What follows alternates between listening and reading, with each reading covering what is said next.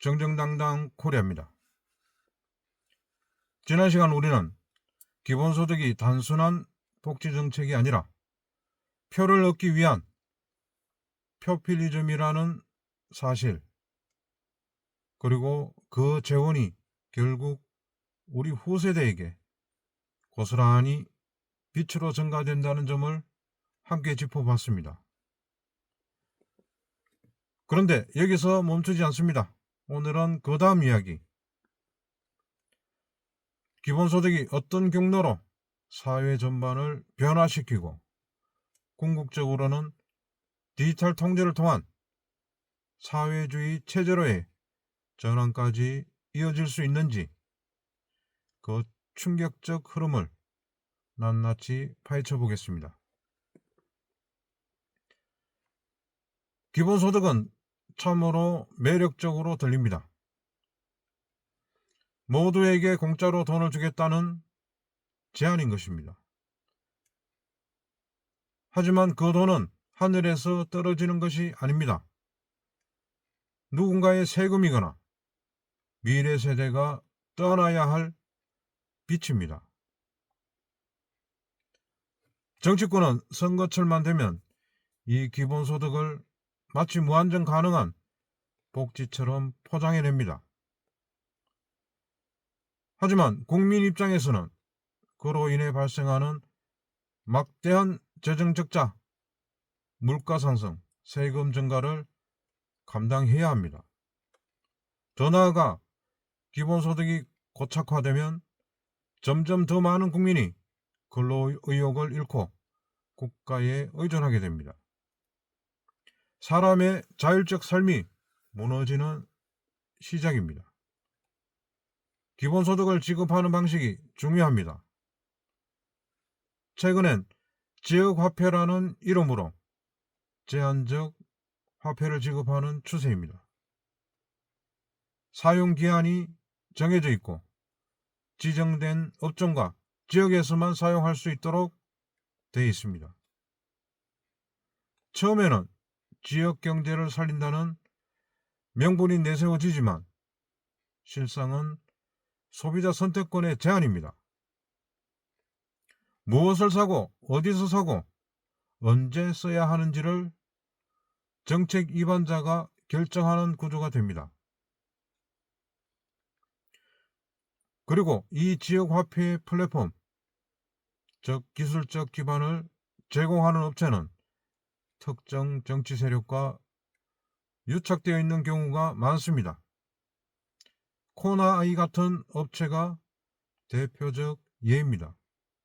결국 정치권, 기업 간 유착, 새로운 특혜 시장이 열리는 셈입니다. CBDC 중앙은행, 디지털 화폐, 현금과 달리 모든 사용 내역이 중앙 시스템에 기록됩니다. 개인 간 거래도, 기부도, 소액 소비도 모두 추적 가능합니다. 이 시스템이 도입되면 국가는 국민의 소비를 감시할 수 있습니다.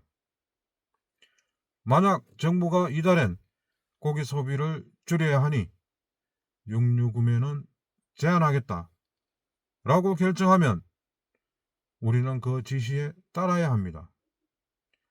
더 무서운 건 정치적 발언이나 정부 비판 활동을 한 사람의 지갑을 정부가 정지시킬 수 있다는 점입니다. 이미 중국은 디지털 위안화를 통해 이와 유사한 통제사회를 실험하고 있습니다. 여러분, 이제 그림이 좀 보이십니까? 기본소득으로 국민을 국가에 의존하게 만들고 지역화폐로 소비를 유도하고 제한하며 CBDC를 통해 모든 경제활동을 감시하고 통제할 수 있게 되는 겁니다. 이렇게 되면 시민은 더 이상 스스로 판단하고 행동하는 자유로운 존재가 아닙니다. 디지털 지갑을 가진 관리되는 데이터로 전락하고 마는 겁니다. 결국 국가는 개인의 삶을 계획하고 조정하며 통제하게 됩니다. 전통적인 공산주의는 생산수단의 국유화, 계획경제 등을 통해 자율경제를 파괴했습니다. 그런데 지금 우리가 마주한 흐름은 기술을 이용한 디지털 공산주의입니다. 겉으론 자유롭고 편리해 보입니다. 스마트폰 하나로 모든 결제가 가능하고 보조금도 디지털로 받으며 정책도 앱으로 안내됩니다. 하지만 그 이면엔 빅데이터를 통해 사람들의 습관과 정치 성향, 인간관계까지 분석하고 통제하는 거대한 시스템이 존재하게 되는 겁니다.